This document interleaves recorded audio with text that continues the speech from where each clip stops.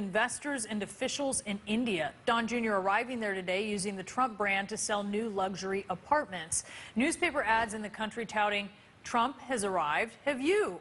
Don Jr. is also set to speak at a business summit in New Delhi this week, raising some ethical questions about conflicts of interest. And joining me now, we have Democratic Congressman John Garamendi. He is a member of the House Armed Services Committee. And, sir, thanks for joining us. Good to be with you. So the president's son now runs the Trump organization, which has this licensed property in India, and it had this before the election. Now he's trying to sell those condos. Do you see an issue here? Absolutely.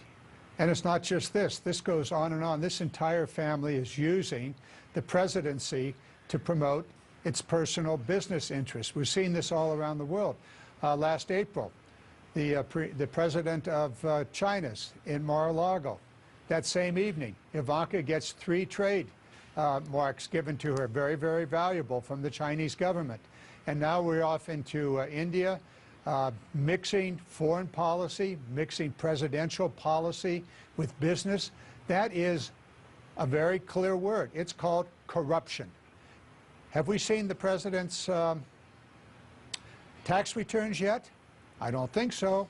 Do we know what his business interests are? Well, we do know that he put it into a trust, and there is one sole beneficiary of that trust, and its name is Donald J. Trump, President of the United States. So the mixing of business with politics, with presidency, is rampant, and it is wrong, and it is corrupt. I want to also ask you about Robert Mueller expanding his focus on Jared Kushner to include Kushner's efforts to secure financing from China and Qatar, from investors in those countries. This was while he was working for the Trump transition. You've called these meetings a conflict of interest. It's important to note the talks did collapse. It's important to note that, if you asked observers of the president's policy when it comes to Qatar and China, they'll say he's been pretty tough. Even so, what do you think about this? Do you think it's illegal, or is this something that, considering the president's foreign policy objectives in this area, maybe doesn't bother you as much? Well, what does bother me is there's no bright line of differentiation. They merge. They go back and forth. Yes, there were discussions with China. One of the major insurance companies in China that I believe is government-run, or at least has a very significant stake by the Chinese government. We also know that in the Trump Tower is a Chinese government bank. We know these things, but we don't know all of it. The problem here is there's no bright line between the family's business operations and the government operations. There's a very important issue with regard to Qatar and the relationships between that country and the UAE, and the time frame of the breakdown of the negotiations for the 666 building in New York City. We don't know all of those details, but what we do know is that the general appearance of conflict of interest is rampant within this administration.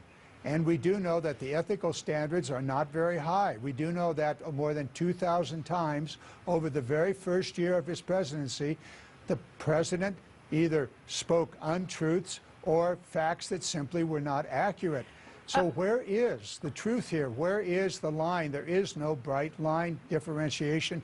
There must be, and by the way, there is a constitutional clause that is called the Emoluments Clause. I want to ask you. I do want to ask you about clearance when it comes to Jared Kushner, because Sure. John Kelly, the chief of staff, has said those who had their security clearance pending since last June are going to have their temporary clearance revoked. But Kushner's lawyer says that doesn't apply to him. Do you think that should? Absolutely, it should. Listen, I get security classified information all the time on the House Armed Services Committee.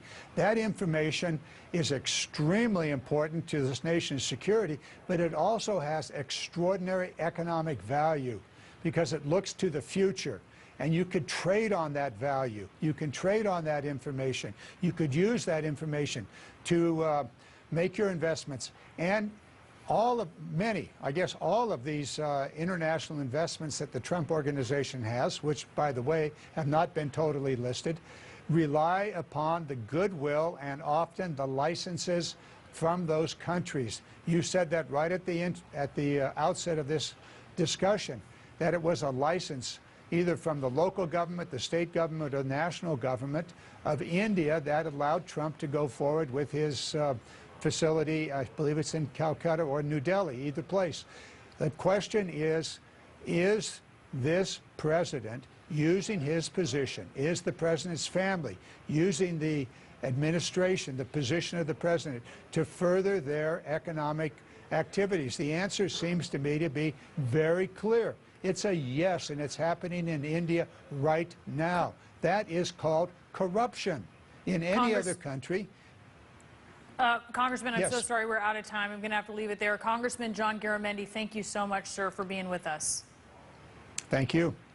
And this morning, the president claiming he's been tougher on Russia than President Obama, but that's not true. We'll have the facts first next.